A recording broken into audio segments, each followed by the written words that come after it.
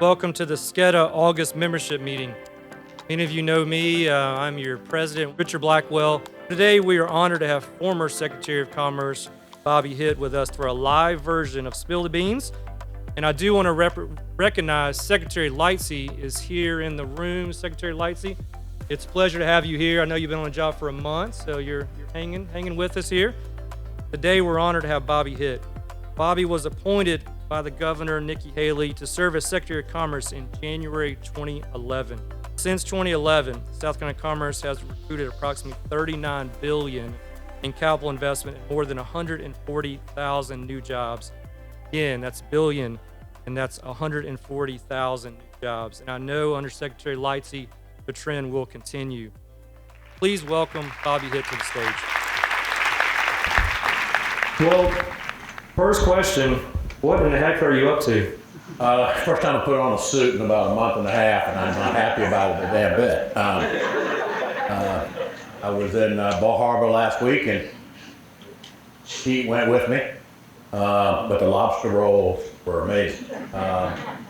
So I've been scrapping around in shorts and t-shirts now for about a month, and like it. Well, I'm glad you decided to wear a suit today, not your favorite t-shirt. Thought about it. Bobby, I want to go back to the start, back in 2011, or maybe even a little sooner than that, 2010. What made you say yes to being the Commerce Secretary? After a stint at B&W, you probably could have had your pick of what's next for Bobby Hitt, but what made you say yes to being the Commerce Secretary? Some of y'all have probably heard me tell the story about how that happened. I'll try to abbreviate it, even though, as you all know, I like to talk longer. I will try to abbreviate it just a touch. Turns out that a buddy of mine, Derek Close, and I'll name names so y'all can verify later, was on the transition committee for Nikki Haley, which is pretty interesting because the Closes are all Democrats. And so he called me and said, we've never had anybody from the manufacturing community as Secretary of Commerce. I was head of the SEMA at the time, or whatever the title, chairman. I was Louis Gossip's boss. That's another way to look at it. Nothing but trauma in my life. But he said, we need somebody from kind of manufacturing type. He said, what do you think? And I said, well, nobody will take the pay cut. And he said, come on now, we need to find something. So I said, give me a little bit, and I talked to my deputy Max and picked around some names. I called him back and gave him a couple names. He said, those won't do. He said, how about you? You told me you were going to retire this year. Well, I am due to retire mid-year, and because the German companies, they kind of just push you right out the door. And they give you trinkets along the way, like cars and other things. So you're happy, you're nice to them. And I said, well, I'm pretty agnostic politically. I'm not sure I fit in with this crowd. And he said, oh, come on, we need to at least have a show. So basically, I was a placeholder, folks. That's the way it turned out. I went into the committee hearings, of which there were a number of people there, including one in this room with George. George was on the committee, David Wilkin, Pamela Lackey, and Leighton Lord, and very close. And I remember the meeting like it just happened yesterday, because I was like George Costanza, I think, coming into the meeting. George, verify this, or I'll walk out in the hall and tell everybody I did. True story. Once. It'd be his last day on the planet. He couldn't do that. But at any rate, and I can remember Wilkins going, hey, Bobby, got a ranger job open at DNR. Are you interested in that? And I said, is it in the shed or in the field? He said, in the shed. I said, I'll take it. That's kind of how the meeting started, amongst people that know each other. Asked me a bunch of questions. I answered them, left. Next day, the governor's office called me, or the governor-elect's office called me and said, would you come and have a meeting with the governor on Friday? It was Wednesday, this Thursday, and Friday. So I went in to see the governor on Friday. I don't remember her. I know y'all will believe me when I tell you. I think she might have asked one question. 30 minutes later, I left. And that's how the day's going to be, by the way. The next day, I'm driving back from our house that we just finished building, and the phone rang, and my bride was in the car. it was them, Tim Pearson, and I just kind of like, turned it on. Got a minute to talk to Nikki. She basically started out saying, I'm really glad you were in the process, etc. I'm looking at my wife going, because I knew who all the candidates were, and I figured I knew exactly where I fit in it, and so that wasn't a surprise to me. It wasn't a surprise to her, the tone of it. And all of a sudden, she just pivoted and said, I want you to be my Secretary of Commerce, which my extremely erudite response was, really? And then I said, well, Governor, I might have to ask you a few questions. So I did. With my wife, I pulled over on the shoulder by then. I was out in life. And my wife started catching flies. I started peppering Nikki with questions. And then I got to a point where she had answered the questions, and there was dead air, and she goes, so? Okay. So that's how it happened, folks, right there. And a few minutes later, she said, oh, and one other thing, and that's, for all of you who do negotiating know, that is that awful moment. You really weren't paying for attention. She said, I just want you to know one thing. You weren't the first choice of the committee.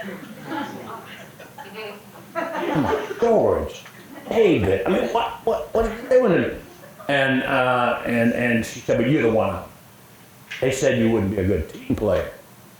Kind of a joke now, isn't it? Anyway, it hung up, and my wife looked at me and said, what was that about? I said, I believe they probably told her I wasn't a reliable party member, but other than that, so that's how I got here.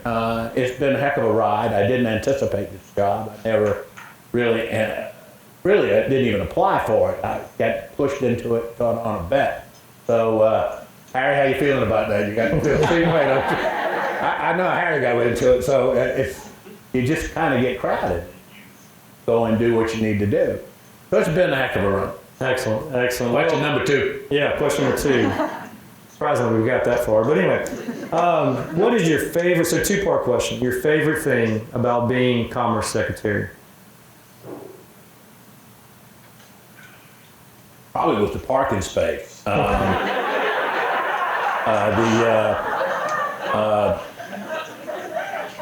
was one of my favorite things, parking space. Now, I'm a people person, and I really, the thing I'm proudest of, and Harry knows this because I've talked to him about it, isn't it? I look at our agency now, today, and it looks like South Carolina. It's made up of people from South Carolina. It's young, it's old, it's tall, it's short, it's skinny and buff. I'm the fat one. It's black, it's white, it's educated, extremely educated agency. Most importantly, they're working together, and they're working together with all the people in this.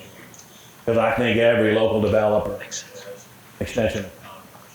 In fact, I think y'all have a harder job than I think all of the people in the LD operation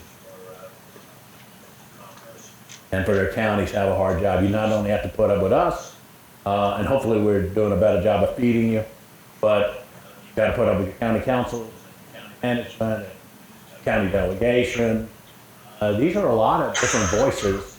Generally, you're a one-person band trying to deal with all of that, and that's tough. And then an election gets held, and you get some new players, smarter than you. And you have to help bring them around, help them come to understand the value of something, giving money. So it's a constant struggle. Let me say this before you ask the next question. Favorite part is easy. We're in a business unlike almost anything anyone else does. Actually, there's nothing more satisfying. Teachers don't get to see the results of their students. Preachers don't get to see the results. Most people don't get to see the results. Fruit of it. But in economic development, a plant gets built, a parking lot's full of cars. None of the people, families have been changed by that, will ever know your name. You ride by and you look at that. I remember Bob Marriott telling me this early on. Bob was such a sweet guy, great guy. 40-something years in economic development. Just amazing. Early on, he didn't know me. Hell, nobody knew me. So I walked in his office, he had a bum foot. he closed like 28 deals in 90 days. There. I walked in and said, how's that foot doing? He said, good. But getting better. I said, well, good, because when that one heals, I'm going to break the other thing. But, I mean, you are killing it. And we talked for a little bit. And what's it like when every few years you get a new guy in the corner office? A little frustrating. He still didn't know how to take me. Kind of like didn't know what to say yes or no. We kind of meandered along, and I said, how do you handle it? He said, well, when you're home and you look over at the parking lot of the plant that you go bring, and it's full of cars. Frustration goes away. Because you see what you did. You know you're changing people's lives, even though they won't know you. That's it. Just keep every day. Build a system to perpetuate. So in the last 10 years, we've increased per capita income by a remarkable amount, 40%. The state budget was $5 million when we started. Now it's $11 billion. So we've doubled the revenues to the state.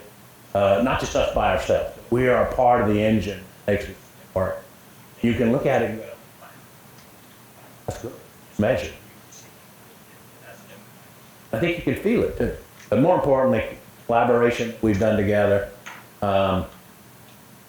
Winning feels good, doesn't it? Keep it going.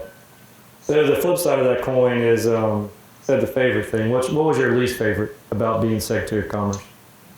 Walking across Gervais Street into the big granite building to deal primarily with the budget committees, like the problem that you have in this particular job is when you walk across the street, you walk in with one objective and you walk out with 5 more tasks to do by people you run into who say, I got something I need. Many of those are not necessarily things that were in the job.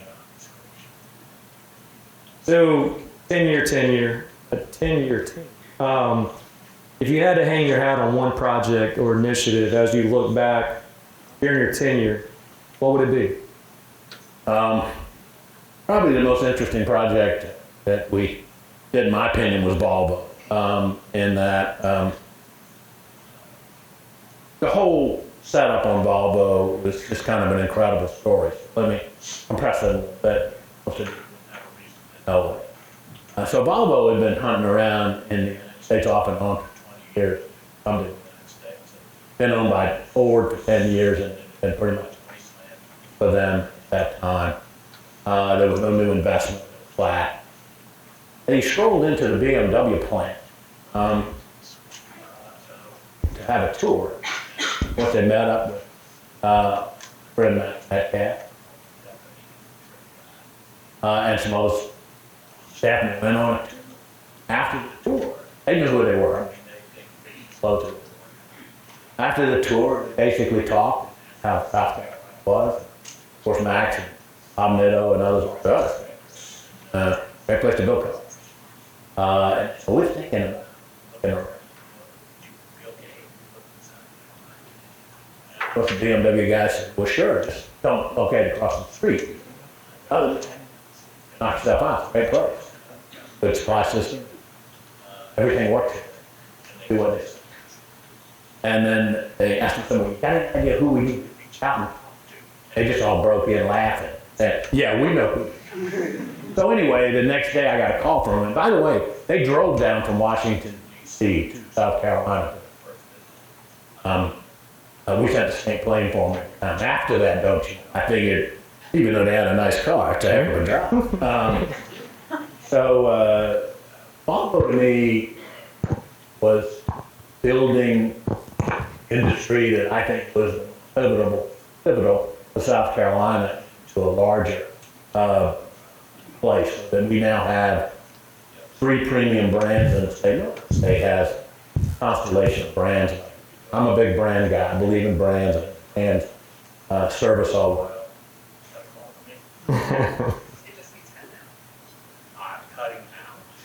I don't hear anything. Is it turned on? Huh? Yeah, you're live now. I've been live the whole damn time. But anyway, it was pretty interesting. It was a good group of people. I made the fatal mistake of thinking, well, gee, I've been working with Germans for a long time. Northern Europeans, maybe the Swedes will be like the Germans. No, Not at all. But at any rate, it was a great thing. And there was one funny point in there where Jennifer and George Patrick, then deputy, gone down to Savannah to meet with him about something. Alternate site for us, for Volvo was in Savannah, just west of. And hello. Okay. Even I didn't recognize my voice. Anyway, so they'd come back and they were like, things are getting hot and looks like Savannah's doing a good job. And we might be in a real wrestling match here, maybe better environmentally there, and the day on environment, et cetera, et cetera. And I said, okay, it's time that we have come to Bobby meeting. Let's say something else. But, all right, we gonna settle this down or what? Do we want to cut off the one in my pocket? No, we're good. All right. That's what you say. So we had let's get the team on the phone. Some of them were in Stauffenberg. Had a conference call at my office. Jennifer was in there. Probably Daniel was in there. Everybody was on team. Karen was.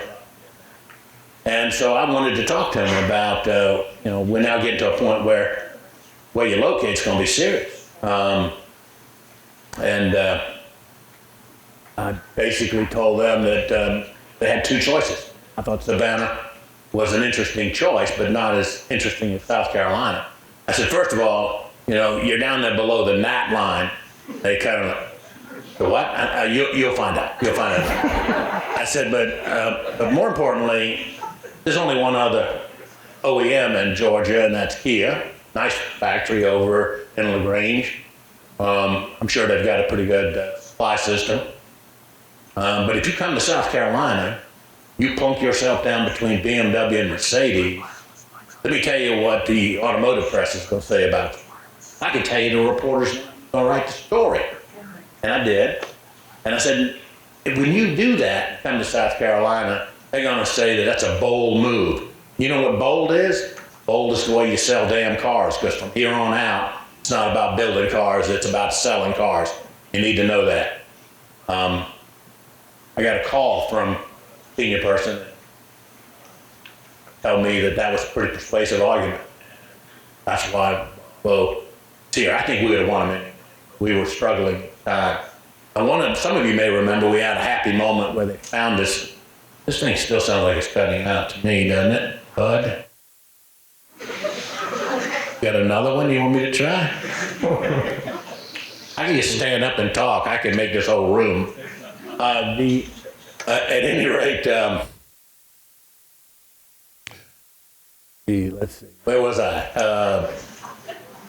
So then there was this that came on the Georgia side of a gopher tortoise showed up, and apparently it had some, not extinct, but it had some certain qualities about it that were problematic for the site. So we started researching it immediately, and it was spontaneous. Karen or somebody, in Wikipedia, whatever, we were into it. And it turned out it had certain homing thing about it, which means if you picked it up and placed it in Florida, it was still coming back. So we thought that was kind of cute, and I kept going, let's be careful, we could end up with a heel splitter or some damn thing on our side. That was another one that I didn't know anything about until I got in this job. Was the heel splitter plan. But anyway, I was concerned that about the gopher tortoise could be an omen and it could come back and bite us or something like that. You get a little superstitious in this job after a while, I think, as you all know. Because after you've been bitten once or twice, you kind of, you get a little tick just before the end, right? So, but I had enough humor that I ordered 50 polo shirts with little turtles on them for the staff. My expense, by the way. Which I gave up right after we won the damn project. But it was an amazing time all the way to the end, and I think it is the most significant project of the last 10 years from my point of view, in part because it's automotive, some that I have a kinship with. Now we are up to, with our latest announcements, 6 companies that produce vehicles in the state, which is amazing. When 30 years ago, we had nada. We have over 500 automotive-related companies in the state. It's amazing. So we've changed the face of the state without a federal program, just by our own means. So I think that was the most significant project. Yes, sir. So that was your favorite. What's the one project that you look back and still kind of eats you a little bit Oh, mad as hell about Caterpillar. that you lost? That you lost. Everybody on the staff remembers it was early on, and we had a site. What was the site? Was it in? I can't even remember what the site was. I mean, we had a site. There was this lady executive that came in. Everything looked perfect. But the site was over at Eastman. That's where it was. And everything looked perfect. We were all excited about it. It was one of the first really big ones.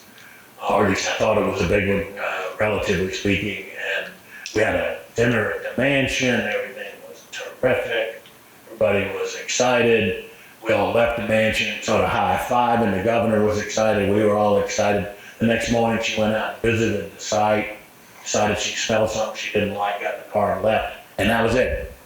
Jeez. That was the first time I'd ever experienced, almost in my life, having the rug pulled out from under me. And I didn't like the feeling in one bit. So I got the staff together and said, let's go after their damn suppliers. They're going to Georgia and see how many we can pull into the western part of the state, which we did. You did. Yeah. Exactly. Revenge. That's right. Revenge economic development. The new concept. Worked. So we love to hear from local economic developers those funny stories on the recruitment trail and interacting with companies. You know, the dead battery story, or you got stuck in the mud. Well, tell this group a funny economic development story. Well, this one was later in the process. It wasn't critical to the decision, but it was Continental Tire. And they were topping out the factory. And of course, it wasn't like all topping outs. It was raining like hell, and there was mud everywhere. Construction site. And so we were driving over there, and Michael was with me, I was driving BMW X5. Didn't even think about it. Drove right on up, and we drove up. All the Continental people, because it was raining, they wanted me to pull right up to the tent where we were doing this. Okay, we pulled right up to the tent as we pulled up there, all doing this, trying to read which brand of tire was on the damn car, and of course it was not Continental. And then I realized that I don't know how I'm gonna fix that. Right. But that was a pretty funny moment for me. I keep remembering that. Read my tires. So I thought about one day having a car with, one Michelin on it. Right. One, I don't think that would work. BMW wouldn't like that much. And they buy the tires, not me. What else? So did you tell Secretary Lightsey to keep a couple of sets of tires in the office, change them out as needed? I told him that if you're going to BMW, there's a BMW in the parking lot, drive that.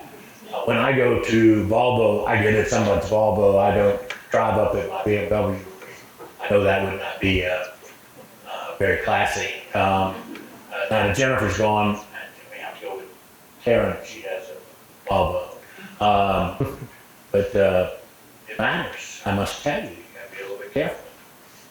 So I think one of the funniest moments I remember was having to have a meeting with Judge Ludig from Bowling. And for whatever reason, he and I and the governor were going to meet, and the governor was traveling, and they agreed we would all meet at the Myrtle Beach Airport. And so I needed a plane to get to the Myrtle Beach Airport. Vicky was trying to find a plane. All the planes were down or something, or pilots were on holiday or whatever. I don't know, no plane. I said, well, call the university and see if they give me a plane. Otherwise, I got to get in the car in 10 minutes because it's like a 3.5-hour drive there. And I was at home, and she said, call back in a few minutes and said, I got you a wildlife plane. It was a 1982 Cessna that it landed. It was rattling like an old 57 Chevy flying. And it looked like hell. And the guy that was flying it was crazy. His name was Bucky. Bucky, we got on the plane. Bucky tries to hand me, and Michael's with me again, and Brian Sterling. So you could check his story as well. Brian was chief of staff at the time with the governor. And so Michael was a pilot, so you get the front seat in case this old guy croaks. I want to make sure his plane doesn't go down. And so we're flying along. He's taking off, and he hands me a chuck bag over his shoulder. He said, Mr. Hitt, it's pretty rough up there. I said something kind of crude about, you fly the plane, Bucky. Not my first rodeo, okay? Might have been crude. I can't remember. We had on headsets. It was just boys. So, well, we fly down there. He's a character. I came to learn from Chief Shields. Chief Keel, he had worked for everybody. Everybody knew the Buckster. And when he was a rotary pilot, he would land it, like Bojangles, get a cup of coffee, disrupt everything. So he was one of my own kind. I mean, I really kind of liked him. And so we fly down there, and Judge Ludig has an executive model, like 737 executive. I mean, the thing was unbelievable. Could have been Air Force One. We fly in, we land, and I looked at Buddy and said, pull this damn thing around back. I don't want him to see me get off of it.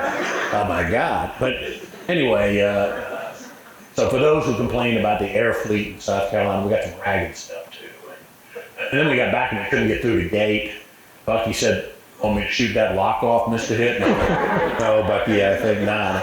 And so I caught my way through the caretaker's house to get out to the parking lot to talk. But anyway, there are always adventures. There was one time we came back, the plane full. People in the room might have been there. We got back from New York. We got back late, and they were going to drop me off in Fairfield. And Nelson, she had driven them from Camden, shorter run, because we took off early in the morning. The lights wouldn't come on at the airport. And, it's a fairly simple thing. It's not an unusual. It's highly unusual for them not to come on. This is a good little airport. It's a teaching airport and everything, so good classes and schools there. So I happen to know the sheriff, because I live in Fairfield County, so I could call the sheriff's dispatcher. And I said, we're flying low, so my phone's working. I said, you never get many calls like this, particularly around midnight with this Bobby Hitt, we're from Fort McConnell. I'm over at the airport, we can't get the lights to come on. You think you could give me a number of anybody I can call? And she said, well, I got a deputy right there, I can send him right there. So he went inside, tried to clip the lights. About that time, the pilot said, I think it's time for us to head to Columbia. I said, yep. We had to Uber at midnight from the Columbia airport to the Fairfield airport. We all had cars there. Somebody else was there from Florence. I can't remember who was with us. But it's one of our marketing trips. Beware. So there are always adventures in economic development. Some of which you can even tell in public. I think I've run out of public ones now. Switching gears slightly, over the last 10 years, just what's the biggest changes you've seen in economic development? Is the speed of the projects, the readiness you got to have with these projects? What would you say? I think it's a combination of a lot of things. Speed is during periods of the last 10 years, speed has been a pretty serious part of it. I always tell people you got to be ready and you got to be lucky. Being ready takes a lot of work on the local level, through every one of the counties working to get sites ready and coordinating together and getting the right kinds of sites. As all of y'all know, we've gone through changes in how we certify. I think we do it better now than we did before. We've streamlined it so we can get to it. You got to have product. You truly have to have product. There was some fool who was part of the BMW project about 30 years ago who suggested we should give them the land. And now, of course, we give them the land all the time. So maybe that was a good move for my side back 30 years ago. Who was to know? So we have to be ready.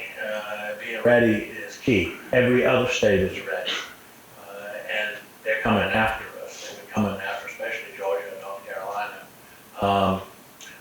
call from senior person in Governor Cooper's administration saying, "Thank God you're retiring." I said, "Wait till you see my replacement. He's better than me. Be ready." But it's our time, and I think we have learned how to do this, and I think we need to keep it going because it's far from done. We still have many parts of South Carolina that need us very badly. It's the hard parts. Otherwise, we'd have fixed it already. I'm looking at Sandy; she knows. It's hard. It's hard. It's hard because we just don't have the infrastructure. We need to work hard on that. And I think, in a great ironical kind of way, COVID might help us solve some of that problem. So that'd be good. Well, there's quite a few economic developers in the room. What's your piece of advice to those local economic developers? Well, again, I said earlier, I think you have a very hard job because you've got so many constituencies to deal with. Things change, county councils change. I mean, you're running on a great high, and all of a sudden, an election can happen, and all of a sudden, everything's changed. You might feel like a Mohican. When you do something no one else in the county knows how to do, you can train your county manager. That's the hard job. They're the most important person you have to get on your side. And then they have to be brave enough to put up with the county council members. And we've done a good job, I think, and I think our local directors do a good job of urging the county council members to come to institutes and so forth to learn how economic development works. Because a lot of them don't necessarily know that. Why would they? And so I think it's a real hard job. It's a real balancing act. And that's the reason we mine that field for candidates in commerce, because we know that the people out in the counties know how to do this, probably know how to do it better than anybody, because you're doing it single-handedly and against all odds. And you're competing with your neighbors as well, all at the same time. I can remember being accosted by a county council member in a particular county, wanting to know why didn't so-and-so even cook in our county. And it's with trepidation someone at my level answers a question like that, because you don't know who it's going to boomerang on. But the answer was, you didn't have a site. It was a big site that they needed to have. And he said, well, so-and-so should have done that. I said, no. That's really county council. It's got to be a big part of any site that's big like that. That's not a single person operation. But every county should envision what they want their county to be and then work with their team to make it come about. And so it's a hard job. But there are plenty of people who want to complain after the fact when the next door county got something and you didn't.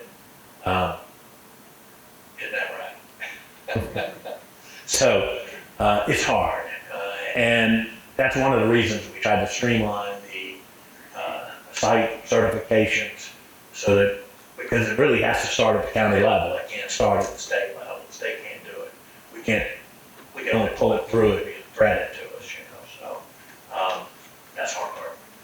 I've got one more question, but before we do that, is there a question or two from the audience members today? Be shy.